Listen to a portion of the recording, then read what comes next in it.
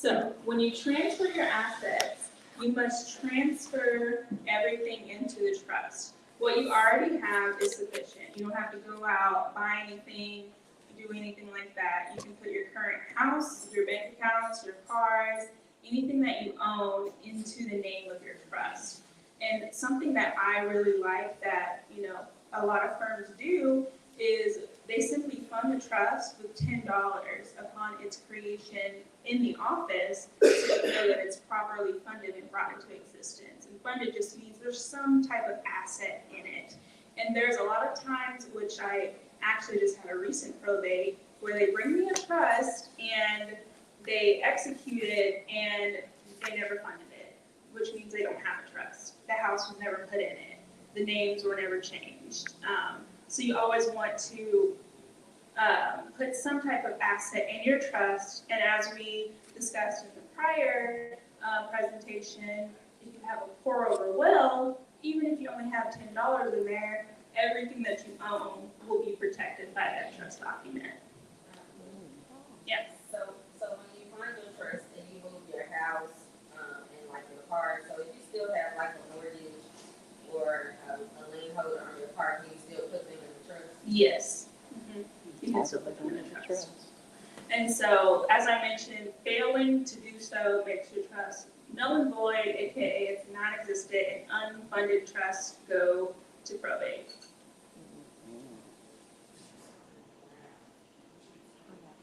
And so, who is in charge of the trust? That is a very big question. So once the grantor has transferred the assets to the trustee is in charge of administering and operating the trust. So when you pick your trustee, you want to pick them wisely. Generally, it's you until you passed away, but you will have a successor trustee after your passing, and you want to name someone that you trust, not just with your finances, but with your heart, your life, your loved ones, things like that.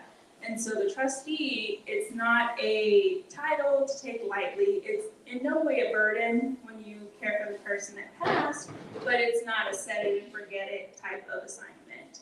You are responsible for following directions in the trust, investing and protecting the assets in the trust. You might have to file tax returns. You might have to report the information to the beneficiaries, make income and principal distributions permitted by the trust, which that is basically like the $5,000 a month to my nephew. You have to be in charge of ensuring that those are seen through.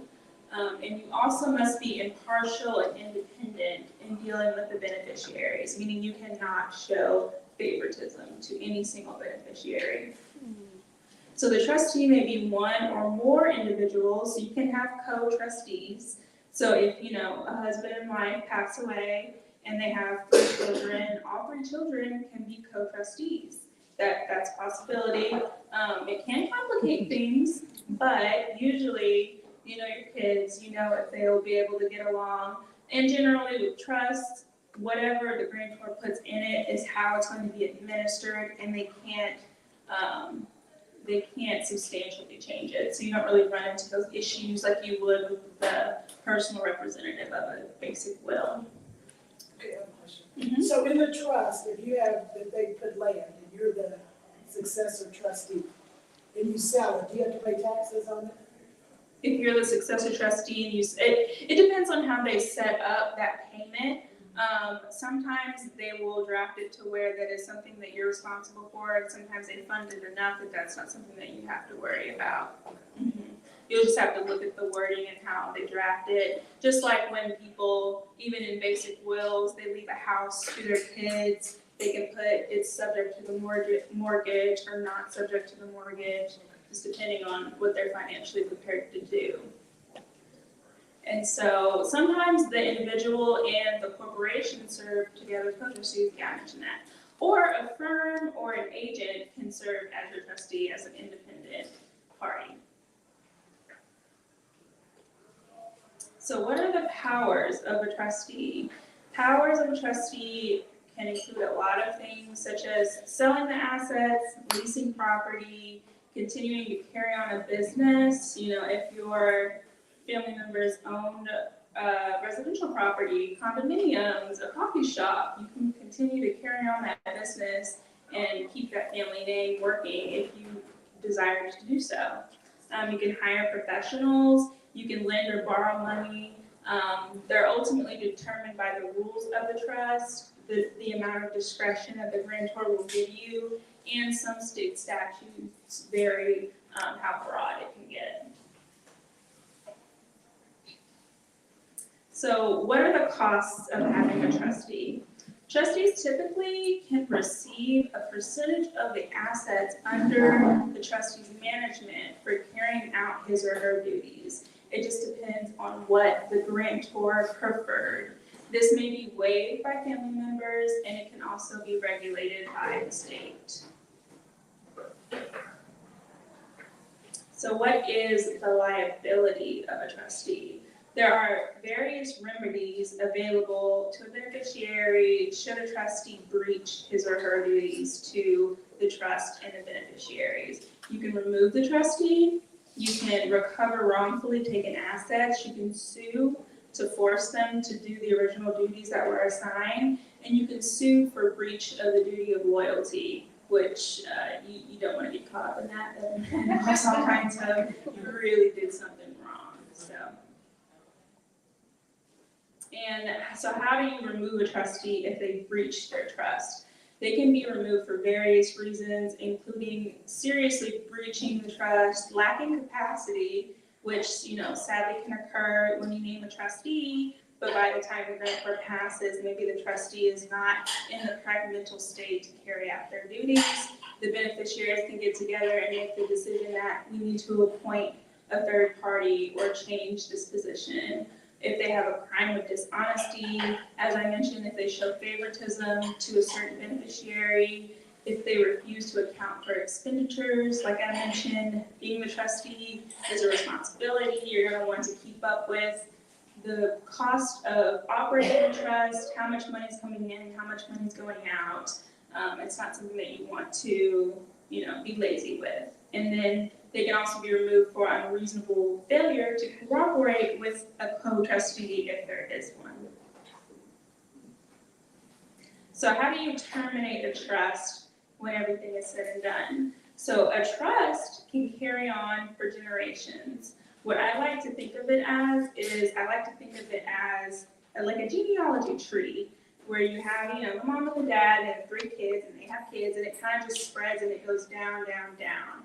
If that's what you desire your trust to do, it can live for years and decades as long as you want it to.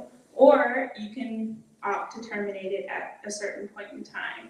Some of the reasons that termination of a trust occurs is if the completion of the trust purpose comes to a close.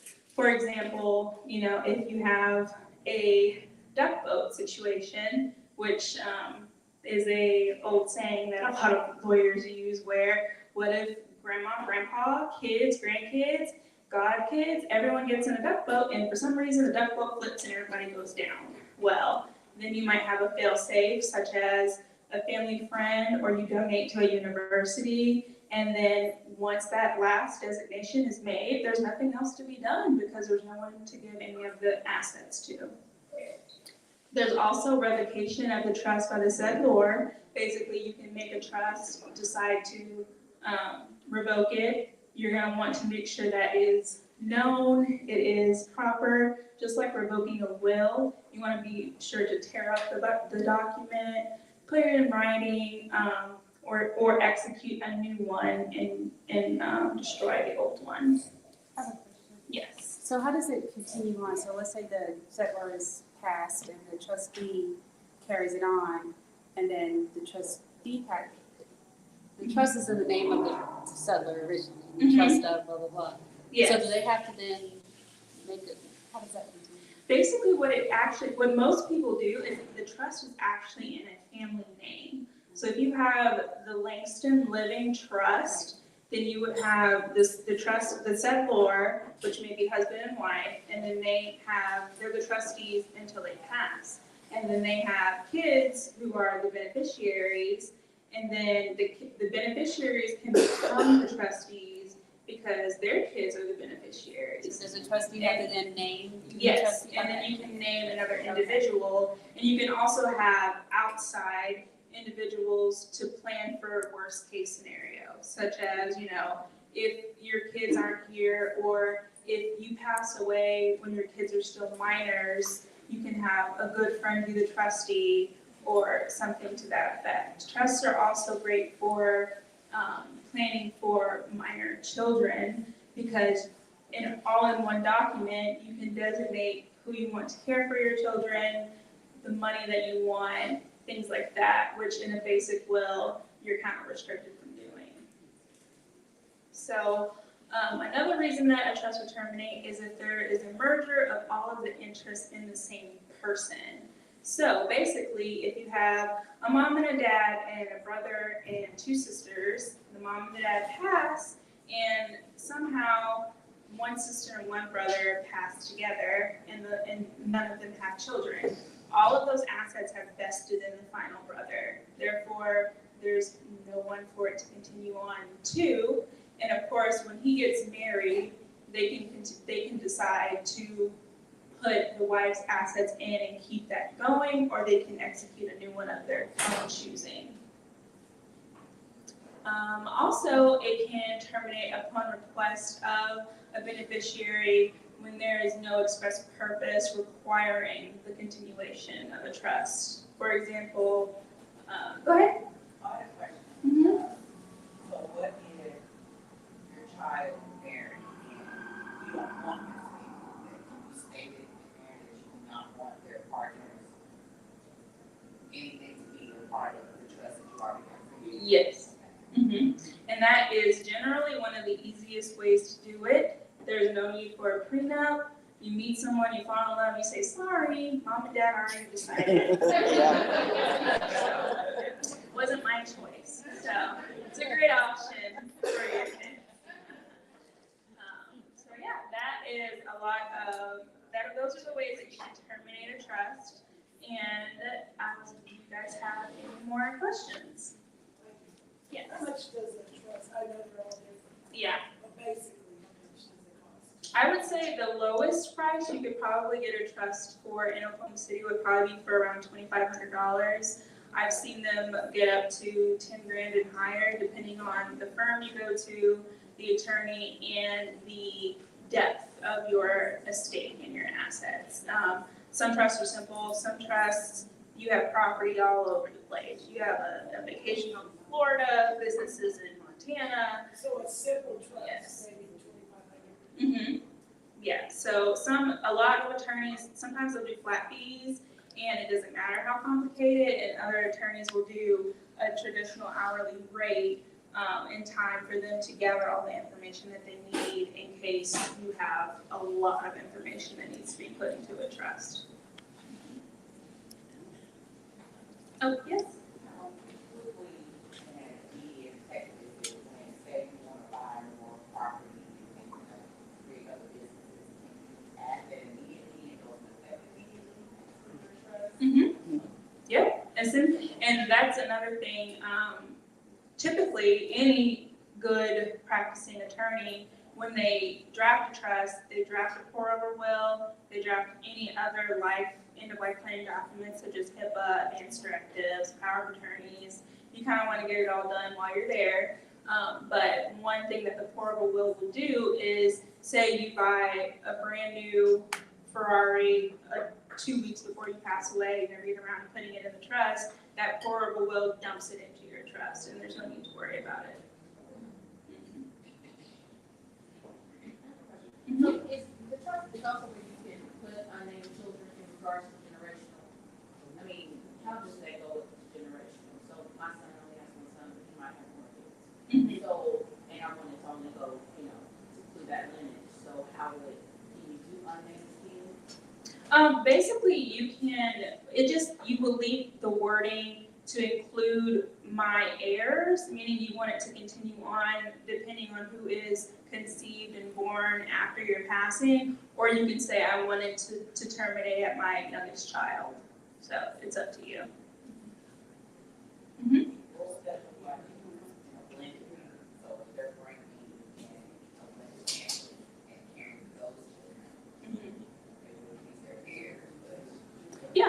I mean, stepchildren, you can include them in your will, or in your trust, as if they are your children. It just depends on your preference.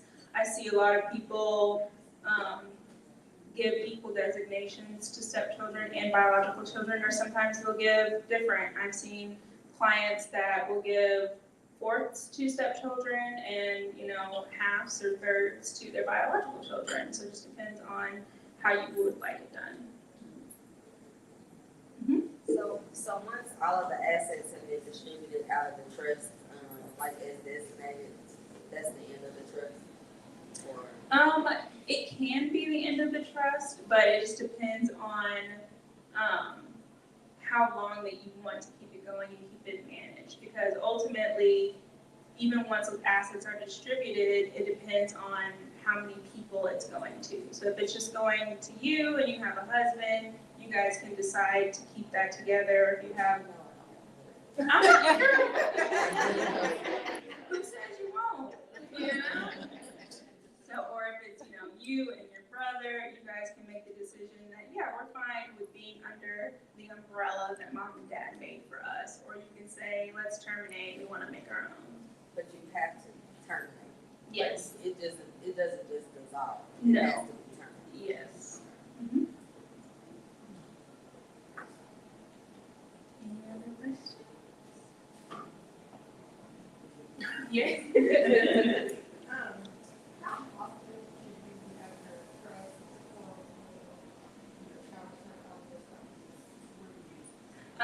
It's a rule of thumb that I have learned in my practice and through law school that 3 years is a pretty good marker.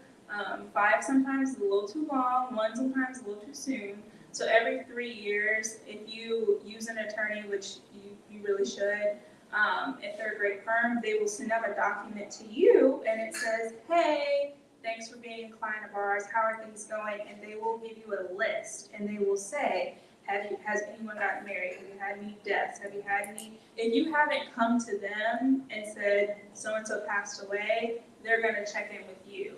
And then if you check that anything major in your life has changed, they're gonna get you into the office to make sure it's taken care of. Mhm. So if someone is listed in a trust, so let's say there's 5 people, and one of the 5 people die, what happens to that 5th person's,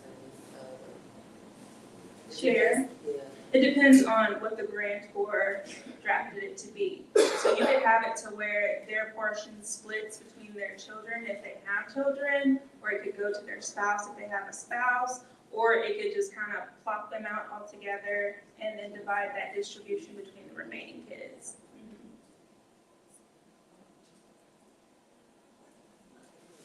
You have cards? I do, but I'm not gonna give you any. It's for educational purposes only.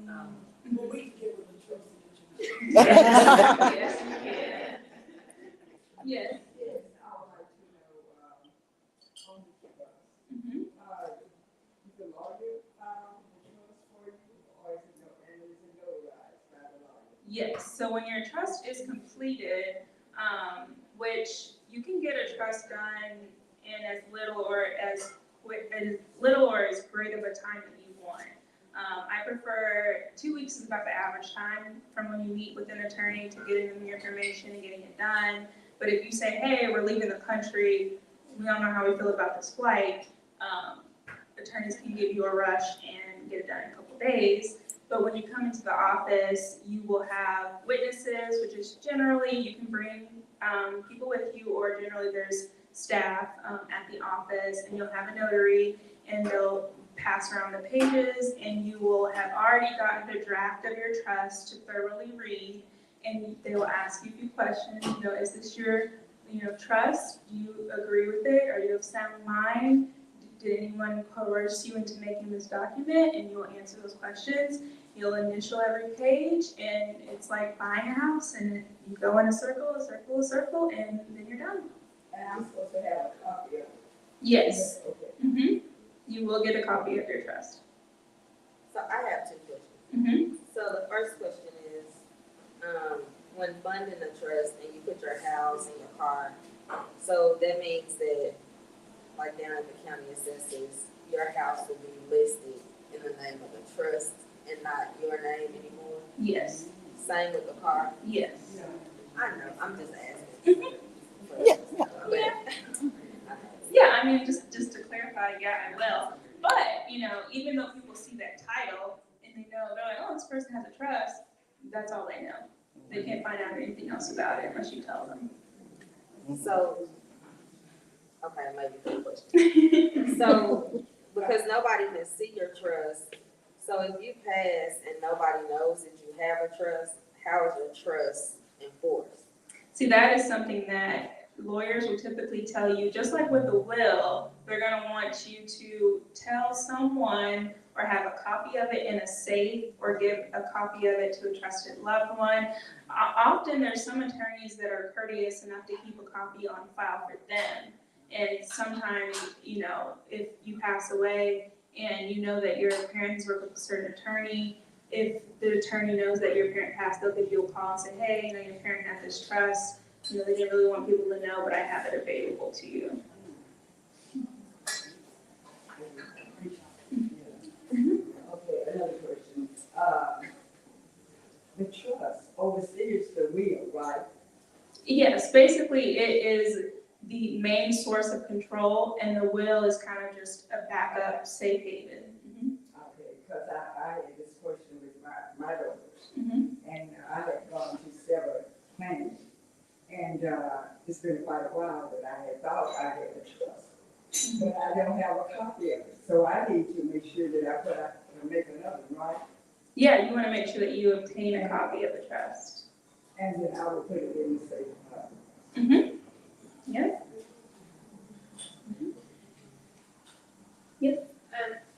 Once you get a trust, if every 3 years if something does happen, is that included in that amount that you paid for the trust, or is that an additional amount? It depends on the attorney's preference. Some attorneys will make changes complimentary, others, there's gonna be a change fee, and often it will depend on the depth of the modification that you wanna make. Have you seen where individuals will give trust for their parents or grandparents? I have seen that done before. The only thing is that you're gonna want to make sure that the person that you're getting the trust for is like aware and they're okay with it. Or if they have dementia? Yes, if they have dementia. Yeah, I mean, it's still something you can do. You will be worried about that when it comes to a will or powers of attorneys and things like that they'll have to sign off on. But with a trust, you usually can draft it for them, but it just depends on actually the county that you're in. And you're gonna wanna make sure that whether or not you need to have their consent. Mhm. If the attorney that you initially got your trust, not those documents established with, no longer practicing attorney, you take those documents to another firm, do they typically want you to start from scratch, or will they work through the documents that you currently have? It depends on that firm's policy. Most attorneys will start with the document that you have and they'll adjust it based on that. But one thing that I've learned is every single firm's trust documents vary greatly. Some are very long in length and very legalese, some are very concise and to the point. I do not think one is better than the other. They both cover the same issues. It's just a matter of how they're constructed. And so sometimes you'll get attorneys that, because you gave them the bones, it'll be a cheaper price, but they may re-execute it to their style of document.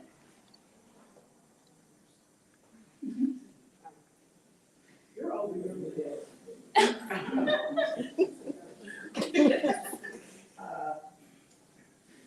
Is it advisable if you have attorneys in your family to have them to do it, or if they're just do outside? You can have family Yes. members draft your trust.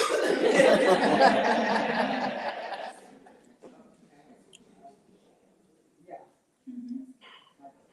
and they could be the executive and everything, you know. Mhm. Yeah, but that's good. So my question is,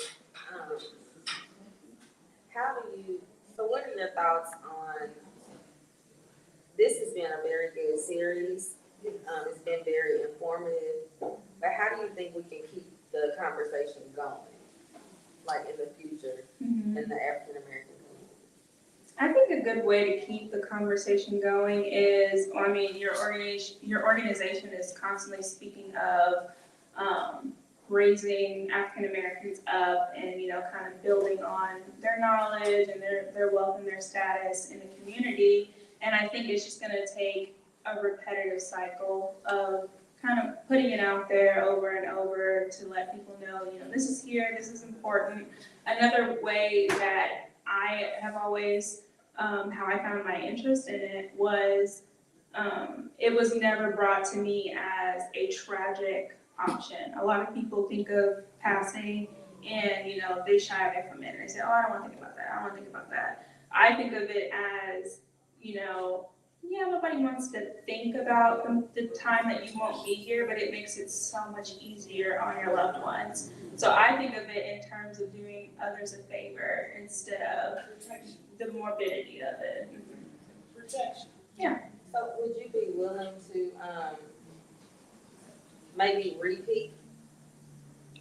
The series? The series? Yes, because I lost change all the time and I learned something new every single day. So I would love to, you know. And I know you're not promoting your firm, but we would like to use Black businesses. Can you give me the cards and all that?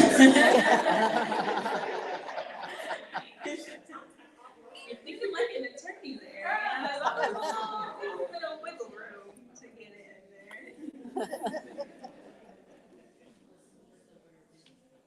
Yeah. Do you see a lot of younger people starting to think about trust, or is it more typical of the older generation? It's typically the older generation, and sadly, the people that think about our trust is when they start to think about it too late. They're already sick. They're already running into the issues of, is mom gonna sign this or that? Because she's not, like you said, she has dementia, she's not fully here. We don't know if this will be properly executed or not. So, you know, it's very, very, very beneficial to do it early. A lot of young people don't do it early because they don't really have anything that they have to worry about, you know, because you're still young. Or they have living parents that, you know, they can clean their mess up, you know, if I'm not here. So, but a lot of younger people that, I won't say live fast, but kind of have a early trajectory in life. So they get married in their early 20s, they start thinking about those things because life is kind of progressing for them. Just kind of thinking about that, in the case, say, the grandparent had dementia, but they mentioned years prior to having or being diagnosed, they mentioned they had a little trust. It's nowhere to be found, like, we don't know where it is or how to find it, how would you find it? Or is it just something you have to start over? Typically you would have to start over if you can't find it, but I've had a lot of people, you know, just tear down the house, it's gotta be there somewhere, or ask certain individuals, because unless they made it online by themselves, any attorney or financial planner is gonna tell you, you need to tell someone, preferably more than one person, in case that one person isn't here where your documents might be. And something that I always tell clients and family and friends is you want to put a copy of your will and trust and even a digital copy on a flash drive for convenience and put it in a waterproof, fireproof safe in your home. So it's not filed with court or anything? No.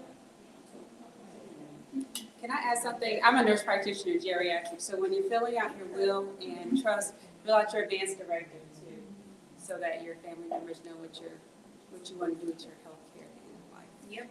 Because most people do not have any idea. Yes. And I think it's a lot easier to make those decisions before you're, you know, up against pain or the clock or something like that. So we typically have a big packet where we do it all at once. Jordan, Yes. if you have a trust and you've transferred assets into the trust, and then later on you pass away, there's breadcrumbs that says you have a trust because your assets are titled in the name of the trust. Yes. Okay? Mhm. Unlike a will.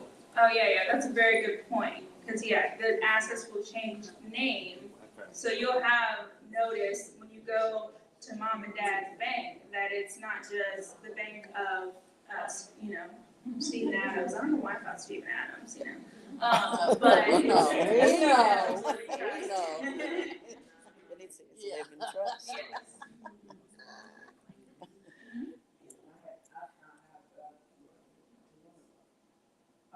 It's put my daughter's on my bank account. And also, I have a safety deposit box. And all I had was my code to get the things that you need. I can get my own safety deposit box. And so, the thing that's different, now they're continuing, is that not only my name to be on it, but my daughter's name is on this record. That they can go, and just say, even though I have a key. I have a key. Mhm. So I found that problem in one of my brother's papers, and in Tulsa, and it's a deposit box, and we had to go through a lot of rigor to get in his station deposit box, because he had no one that wanted to his. Yeah, and that's something that if you're lucky enough to have loved ones that you really, really trust, even if they're not family members, it's very helpful to tell them what you're planning, where things are, so you're not just in a mess of confusion. Mm-hmm. Yeah. It's an ideal age to start your children about trust. I believe I was 18 years old when I got introduced to what a trust was by these two lovely people, and that's actually what made me decide the area of practice that I wanted to go into.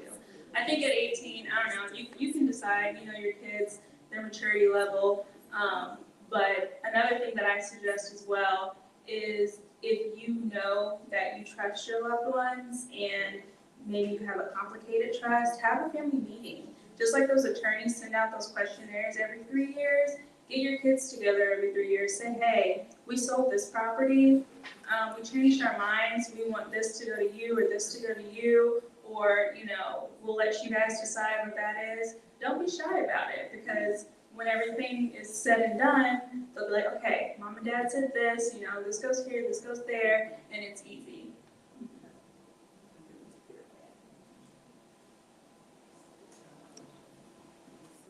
I find that grown children are very much interested in what you have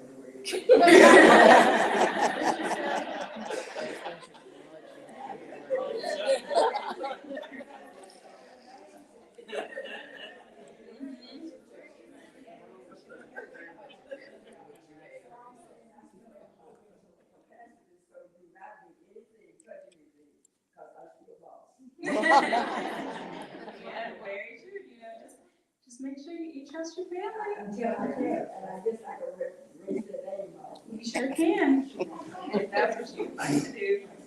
Dad, did you have a question or a point? No, I was gonna tell her, if your loved one in Tulsa who passed away had a trust, and you were the trustee, not yet, if you had a trust, and you were the trustee, you would've just, all you needed to do is walk that trust document to the bank.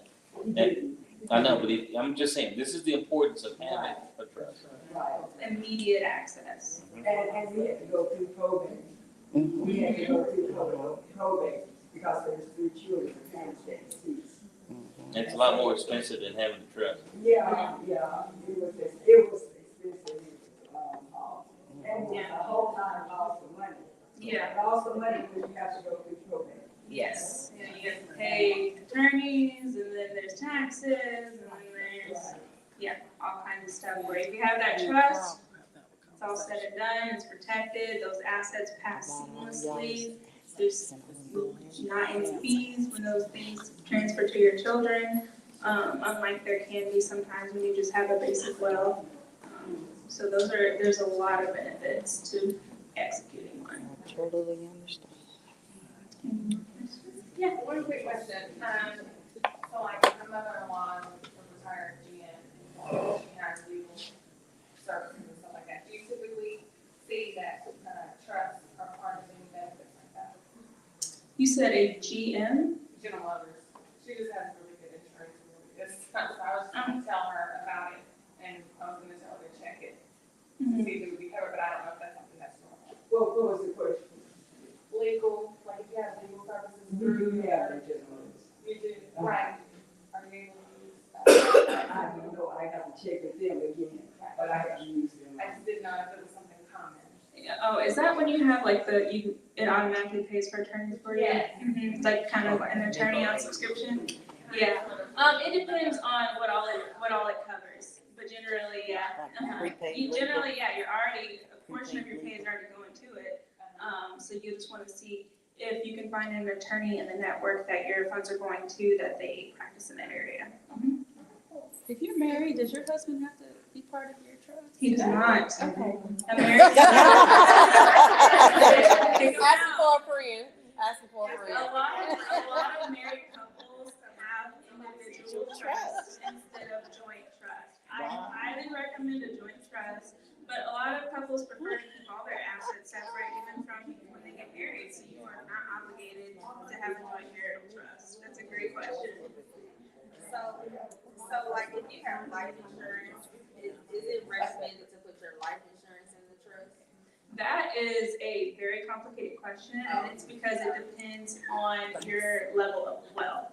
Because when there are a lot of funds in your trust, it gets taxed, and the tax rate is pretty high. So you want to make sure that money is coming in and going out at an equal rate, that it's not kind of milking out your assets.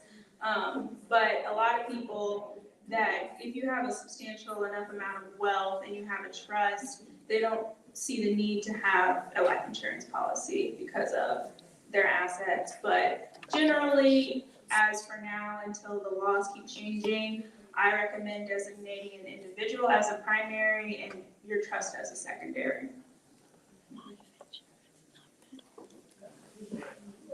Okay, I have a question. Uh-huh. Look at you. We know the whole thing. I missed that. Joint tenure rights and survivorship. But with rights of survivorship, if you have a blended family, it needs to be, let's see, explain what you need. For joint tenure. If you have a blended family, and, one spouse, one parent is deceased, Mhm. then, the other parent that's living, because you get that. Mhm. I guess they could do, they get married or whatever, they have the rights. Mhm. Okay, yeah. And with, with the other children, Mhm. that's what I want you to talk about. Okay, yeah, so basically what that term is when you take title to property such as your house, you have 3 terms, which is joint tenancy, which means that you own that property jointly with someone, joint tenancy with the right of survivorship, and then tenancy in common. And so a joint tenancy means that, it's generally between a husband and a wife, but what happens is when you pass away, your half of that asset gets passed on to your lineage as an individual half. So the other person that you're sharing that asset with, it does not transfer to them. It goes directly down your line. Joint tenancy with the right of survivorship means the survivor of this relationship, my half pours into them. So if you pass, your husband gets your whole. And then tenancy in common is, from the beginning, we're never joint. We both own 50% of this property, and it's to never get intermingled. So you have to That's what I set was trying to figure out. Yeah, you have to decide how you want your title on your my deed. husband, I don't know what y'all think. But we're in the same situation. You have steps.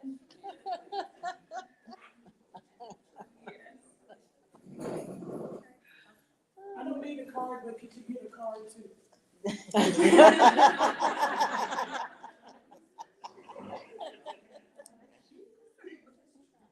Any more questions? I just got a question. Someone asked earlier if you could put, items in like a trust that are not completely paid for, like if you don't get it, or like, car or something like that. So if you pass, like, does that make the It depends on how you designate them to give. So like I said, you can pass it subject to the mortgage or not subject to the mortgage. The only difference with that is, so that's how trusts operate. You kind of have the discretion. But when it comes to, when I gave our will presentation, transfer on death deeds and payable on death deeds, those you cannot do unless the asset is fully paid off, which means it automatically transfers to them without probate, but without a trust, but you have to purely own that asset. But you don't have to own it in a trust. No. Not fully paid off, yeah. Mhm. Yep. My last question. Say you're, on home, or you can state it in the trust where that you paid off prior to, before. Distribution, yeah, you can say, I want, my wealth to pay for this asset, and then give it to my son free and clear of any payments. Anything else? No?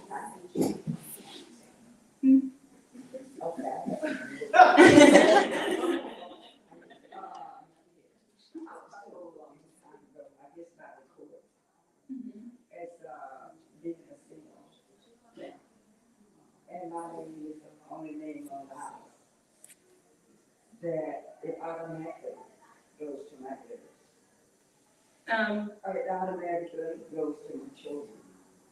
If you have a will or not? Well, this discussion wasn't about the real, I guess, discussion was, well, I guess I have to tell you, it's been so long ago, but I had, I know, but I do have a will.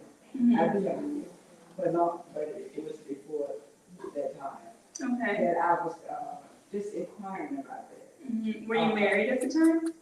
No, Okay, then yeah, so basically, if you didn't have a will, all your assets would pass through what's called intestate succession.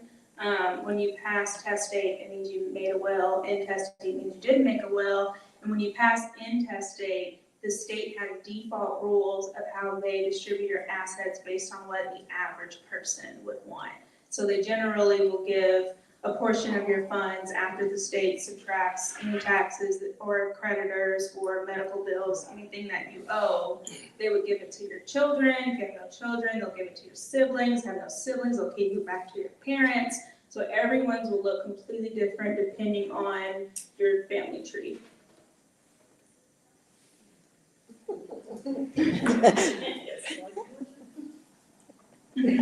I got it.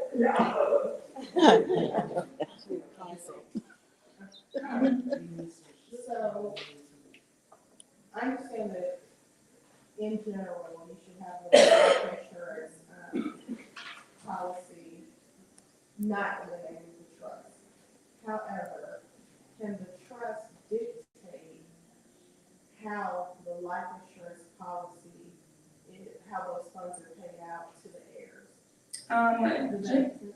Generally not. Generally, they're two completely separate entities. So you'll make designations for 401ks, IRAs, and then designations within your trust. Unless you title it in the name of your trust, it will follow the trust pattern. Anything titled in the name of your trust will follow the pattern of 50% to my son, 50% to my daughter. But if they're not titled in the name of the trust can't, just because you have a trust, it can't dictate where the funds go. So, if I've got my two children designated, they each get 50%, let's say I croak today, and I have a $2 million policy, and they're 18 and 20. I wouldn't want a 20-year-old to have access to $1 million. Right. So there would be no way for me to designate that in the trust, that say they get 25% at this age, and another portion at another, later on in life. There's no way to dictate that through the trust. Generally not with your trust, but life insurance, insurance law is like a completely different area. So that I'm not 100% sure of where everything would go. I bet this guy might know. This dude sitting right here. It would be a mistake to take your life insurance policy and designate it to the trust. Because if you do that, you now make the life insurance proceeds subject to taxes that are in the trust. And I fixed that already. Okay. From the last, yeah, it's the tax rate that milks those proceeds. Yeah, so but you can set up mechanisms in your trust. You can say, if my kids are not over 21, okay, then you can say that the only proceeds they have available to you is the insurance policy. So you can restrict everything else. So there's ways to restrict how much your kids actually get over time in a trust, but you can't do it with the life insurance policy. Yeah, if they're over 18, they get the entire policy generally. As you can see, I learned a lot about trust before I went to law school. Anything else? No? Well, thank you guys so much. You're so kind.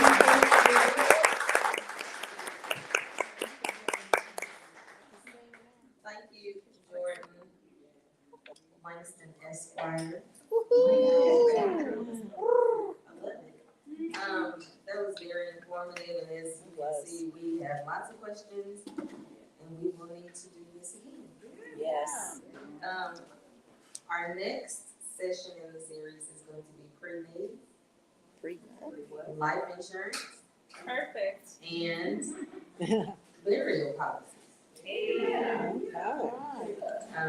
Tired of seeing GoFundMe's.